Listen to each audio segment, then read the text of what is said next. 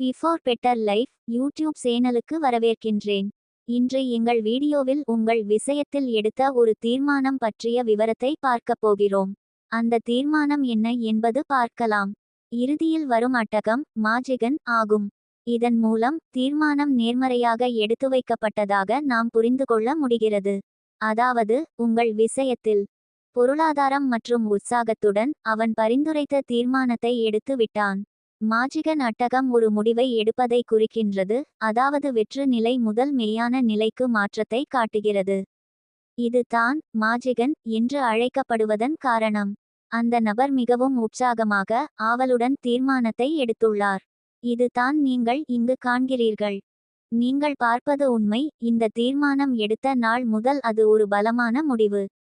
அது உங்களுக்கு மிகவும் மகிழ்ச்சி அளிக்கும், அதிர்ச்சி அளிக்கும் மற்றும் நேர்மறையாக சிந்திக்க உதவும்.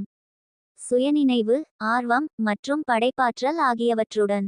அதாவது அந்த நபர் எடுக்கப்பட்ட தீர்மானம் மிகவும் எளிதானது மற்றும் மனதில் மகிழ்ச்சியை தருகிறது. இரண்டாவது அட்டகம் குயின் ஆஃப் வாண்ட்ஸ் ஆகும். அங்குள்ள சிங்காசனத்தில் இருக்கும் நபர் அந்த தீர்மானத்தில் செழிப்பு, மகிழ்ச்சி மற்றும் வளம் அடைந்துள்ளது.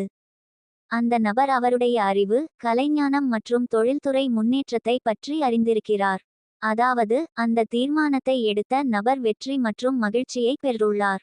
இதனால் அந்த நபர் அந்த தீர்மானத்தின் மூலம் தைரியம் மற்றும் பாதுகாப்பை பெற்றுள்ளார் என்பதை நாம் புரிந்து கொள்ள முடிகிறது. அடுத்த அட்டகம் கிங் ஆஃப் வாண்ட்ஸ் ஆகும்.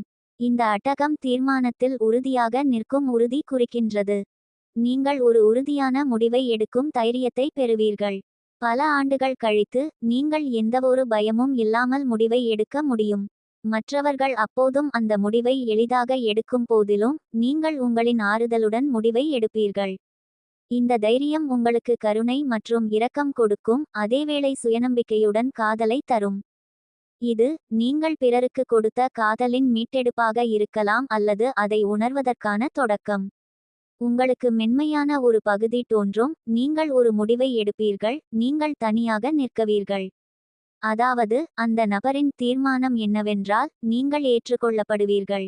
இந்த மூன்று அட்டகங்களையும் கவனிக்கலாம். இது ஒரு டாரோ கார்ட் வாசிப்பு. இது காலத்திற்கும் வரையறைகளுக்கு மீறிய வாசிப்பு. ஆனால் இது ஒரு பொது வாசிப்பு மட்டுமே. நீங்கள் இதனை முழுமையாக ஏற்றுக்கொள்வது